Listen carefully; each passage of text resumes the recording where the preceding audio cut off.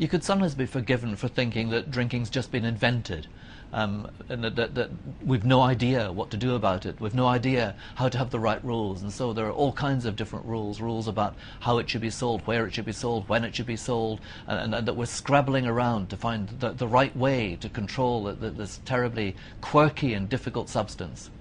The reality, of course, is that drinking has been around for a very long time, for thousands of years. There's good archaeological evidence of people in the far distant past drinking beverage alcohol. Not beverage alcohol in the form that we have it today, but in forms that are not that dissimilar. So in cultures all around the world, traditions have grown up about how people should drink, how society should cope with alcohol, how it can maximize the good things and minimize the bad things. So even if it seems sometimes as if we're having to reinvent the wheel, we can often look back to the old traditions and find ways there of regulating the alcohol supply and the alcohol demand, so that society and individuals benefit to the greatest possible extent.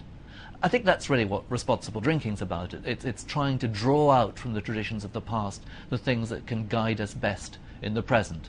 Now, governments try and do this by all these different regulations, licensing regulations, by taxation, by controls over this and that.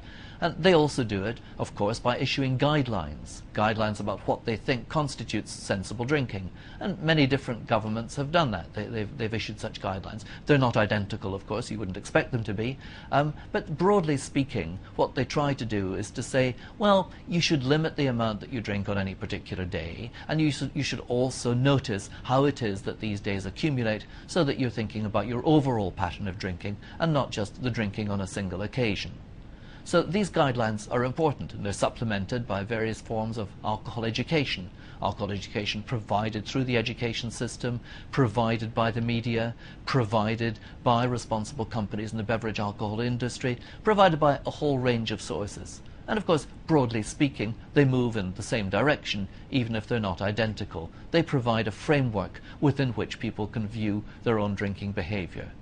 Responsible drinking, really, I suppose, when you come down to it, is any drinking that doesn't pose undue risk to you or others. Certainly drinking doesn't harm you or others, but that doesn't bring you or others into a risky situation.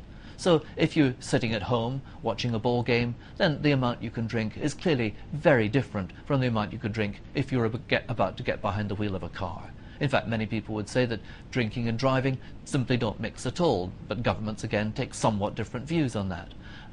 But clearly the behavior associated with the other parts of what you're doing are important determinants of what constitutes responsible drinking. The bottom line is, responsible drinking means certainly not drinking in a way that does you any harm or does anybody else any harm, but it also means not drinking in a way that puts you at risk or puts other people at risk. That's what responsible drinking is, and I think we all understand that.